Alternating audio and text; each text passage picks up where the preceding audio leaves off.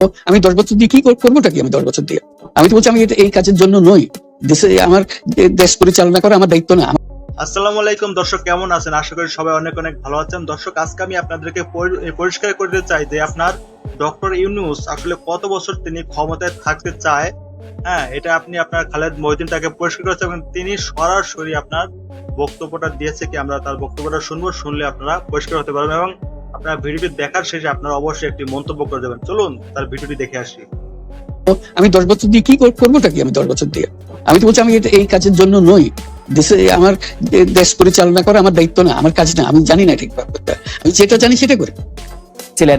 কিন্তু কেউ কেউ আবার বলে থাকেন আপনি একটা লম্বা সময়ের জন্য চেয়েছিলেন। এইটি কি একটা কোনো কারণ হতে পারে? এই ব্যাপারটি কি আমাদের দর্শকদের জন্য মানে বা ইয়েদের জন্য একটু আপনি পরিষ্কার করবেন যে আপনি আসলে রাষ্ট্রের সর্বোচ্চ ক্ষমতায় বা রাজনীতির জায়গায় দেশ পরিচালনায় সেগুলিতে আপনি আসলে আসতে চেয়েছিলেন কিনা? যদি চাইতাম খালেদ, যদি চাইতাম তখন যখন মিলিটারি আমার বাসায় এসে বসে রইল সারা রাত আমাকে রাজি করানোর জন্য, আমি তো লুফে নিতাম। রাজি করানোর জন্য বসে থাকতে হবে কেন? কি কথা পাবেন? কারণ আমি তো এটা এমন কিছু না যে মনের মধ্যে সন্দেহ রেখে দ্বন্দ্ব রেখে আপনাদের কাছে অত্যন্ত পরিষ্কার ভাবে আপনাদের কাছে বলছি। ঠিক আছে, তা না হলে তো আমি সঙ্গে সঙ্গে রাজি খেয়ে যেতাম।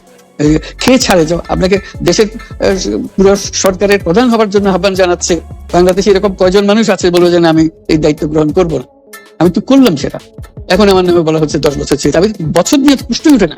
আমি বলি না, করবো না। এরপরে তো কয় বছর কয় কাণ্ড। আমি 10 বছর দিয়ে কি করবোটা কি? আমি 10 বছর দিয়ে আমি তো বলছি আমি এই কাজের জন্য নই।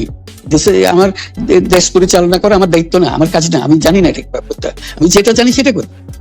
তো প্রিয় দর্শক, আশা করি আপনারা সম্পূর্ণ ভিডিওটি দেখেছেন। দেশের মানুষ তার কাছে এটাই আশা করেছিল। তিনি হলেন শুধু বাংলাদেশের সারা বিশ্বের তিনি একজন সুনামধন্য ব্যক্তি, নোবেল পুরস্কার ব্যক্তি একজন ডক্টর ইউনূস। এবং তার কাছে মানুষ এটাই আশা করেছিল। তিনি কখনো ক্ষমতার লোভ কখনো করেন না, করবেও না। আশা করি সময় মতন তিনি নির্বাচন দেবেন। তো আপনারা স্পষ্ট হয়ে গেলেন না? তা ভিডিওটি যত বেশি বেশি পারেন ভিডিওটি সবাইকে শেয়ার করে দেখার সুযোগ করে দিন, মানুষের সন্দেহটা যেন দূর হয়ে যায়। এবং আমার চ্যানেলে যদি নতুন দর্শক হয়ে থাকেন অবশ্যই চ্যানেলটি সাবস্ক্রাইব করে দেন পরবর্তী নতুন নতুন ভিডিও সবার আগে পেতে। তো আজকে এ পর্যন্ত, ভালো থাকবেন, সুস্থ থাকবেন, আল্লাহ হাফেজ।